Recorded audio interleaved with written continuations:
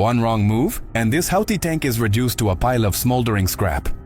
At 03:22 local time, a convoy of 4 T-72B tanks operated by Houthi forces rumbles through the rocky desert northwest of Marib, Yemen, under a moonless sky that cloaks everything in near-total darkness. The tanks, their camouflage worn thin from years of fighting, move in a staggered formation, their tracks grinding through sand and stone with a roar that shatters the night's silence.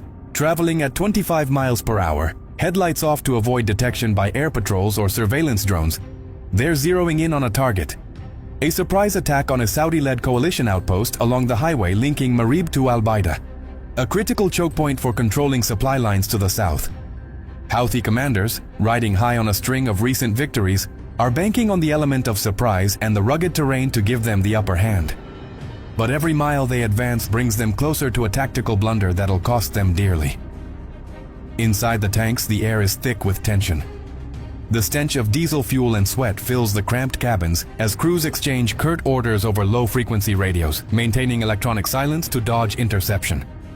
15 miles from the target, a faint, distant hum prompts the lead tank's commander to halt the convoy. The vehicles grind to a stop.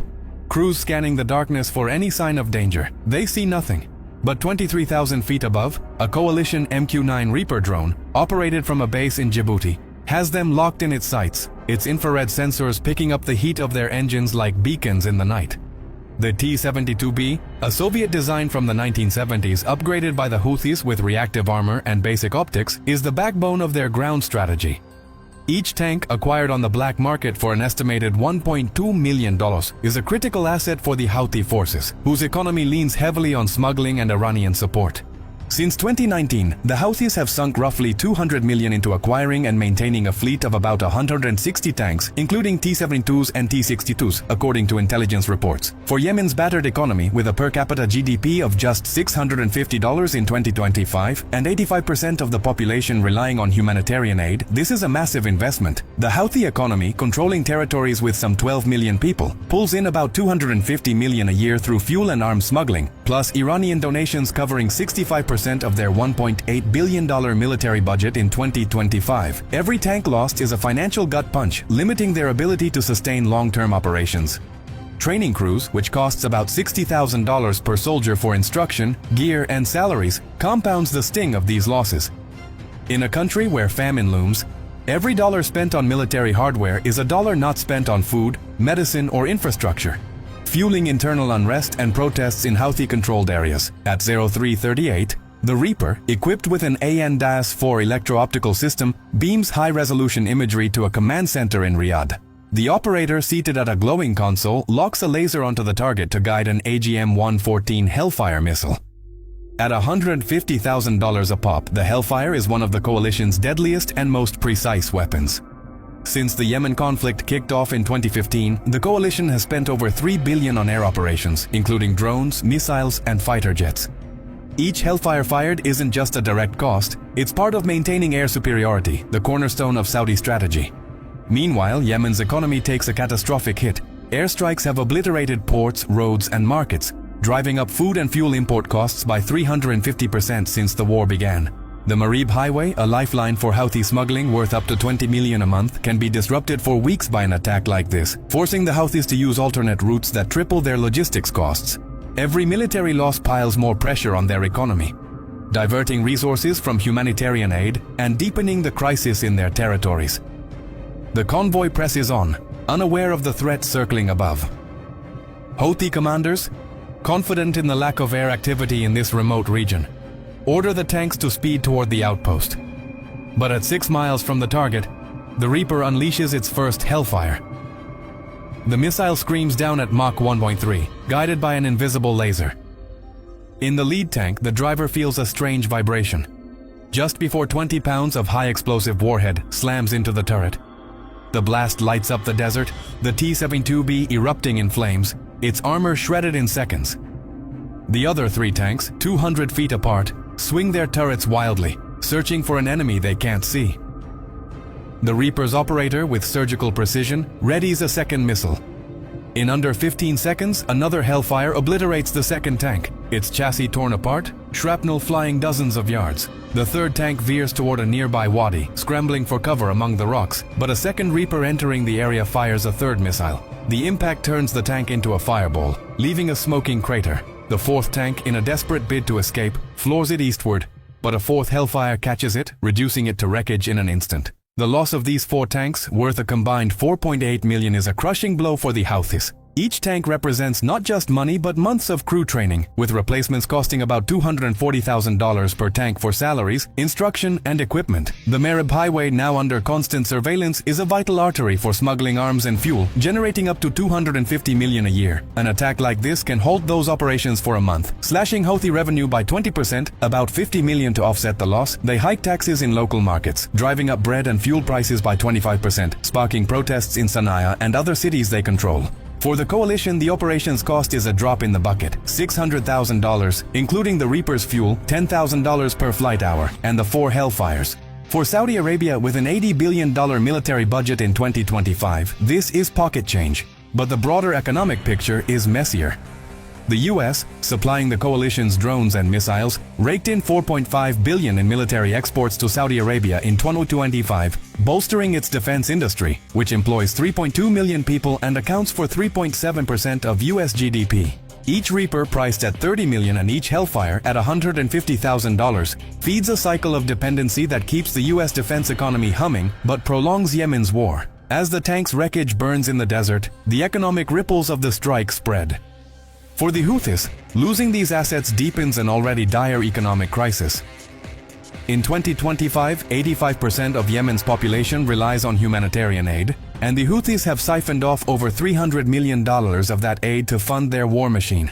Every battlefield defeat forces them to squeeze the population harder, raising taxes and extortion in their territories, which sparks unrest and undermines their legitimacy. On the coalition side, Saudi-led airstrikes, while tactically effective, draw global criticism for their human toll. Each strike fuels the Houthi narrative of resisting foreign aggression, letting them recruit fighters on the cheap. A Houthi recruit, paid $120 a month, costs far less than training a Saudi pilot, which can run over $2.5 million. This economic imbalance lets the Houthis sustain a war of attrition despite their financial constraints. If you're enjoying this video, hit that subscribe button. At 0350, the smoldering remains of the convoy lie scattered across the desert as the Reapers head back to their base in Djibouti. In Sana'a, Houthi leaders get word of the strike with a mix of frustration and urgency. Losing 4 tanks not only weakens their grip on Marib, but forces a hard look at their finances. With a $1.8 billion military budget, 65% of it, $1.17 billion, comes from Iran in 2025. Each tank destroyed means choosing between replacing equipment or funding propaganda and recruitment, which costs about $120 a month per fighter. In 2025, the Houthis launched over 250 drone and ballistic missile attacks on Saudi Arabia, costing an estimated $12 million, a fraction of the Saudi budget, but a heavy lift for their economy. To keep these operations going, they've ramped up diverting humanitarian aid, driving up food prices by 30% in their territories, and worsening the humanitarian crisis. On the US side, drone and missile sales to the coalition are big business for companies like General Atomics and Lockheed Martin. In 2025, the US exported $4.5 billion in military gear to Saudi Arabia, including 20 Reaper drones and thousands of Hellfires. These sales not only boost the US economy, but cement Washington's geopolitical clout in the region. Yet each Hellfire fired feeds a cycle of dependency, with coalition allies needing a steady stream of advanced weaponry to maintain their edge. Operating a Reaper for a 10-hour mission, including fuel and maintenance, costs $100,000. While the coalition's fleet of 50 Reapers tops $1.5 billion. By contrast, the Houthis lean on low-cost drones like the Samad 3, priced at about $20,000 each, which are less accurate and vulnerable to air defenses but keep their guerrilla economy afloat. At 0405, in the Houthi command center in Sana'a, leaders pore over satellite imagery of the attack, sourced through Iranian intermediaries. The Marib Highway, now under constant watch, is too risky for smuggling, cutting their revenue by 20%. This forces them to jack up market taxes, spiking food and fuel prices, and sparking riots in Sanaa's streets. The Houthi economy, teetering on collapse, faces mounting pressure, while the coalition, with its massive military budget, barely feels the operation's cost. But Saudi Arabia's reliance on oil revenue, $320 billion in 2025, thanks to high crude prices, makes it vulnerable to Houthi attacks on its oil facilities. A successful strike like the 2019 Abqaiq attack could slash Saudi exports by 12% or $38.4 billion a year, exposing the fragility of their economy to the Houthis' asymmetric warfare. The conflict's economic fallout stretches beyond Yemen and Saudi Arabia. The U.S. defense industry, accounting for 3.7% of GDP, relies partly on wars like this to drive demand for advanced weapons. Every Reaper sold to the coalition comes with long-term maintenance contracts, generating millions more for companies like General Atomics. But this cycle of military spending perpetuates the war, while Yemen's economy, with an $18 billion GDP, crumbles under the conflict's weight. The Houthis, to fund their fight, have ramped up diverting humanitarian aid, fueling inflation in their territories, with staples like wheat jumping 40% in 2025. This has sparked mass protests in Sana'a, where a desperate population demands relief the Houthis can't deliver without compromising their war effort. As dawn breaks over the Marib Desert, the smoking wrecks of the tanks stand as a stark reminder of the Houthis' fragile economy and the coalition's technological dominance. Each T-72 lost is a financial hit that hampers their resilience, while the coalition, backed by oil wealth and U.S. support, maintains its grip. But this dominance comes at a cost, not just in dollars, but in perpetuating a war that devastates an entire nation. Yemen's people, caught in the crossfire, pay the highest price, one no budget can measure. If you like this video, subscribe for more.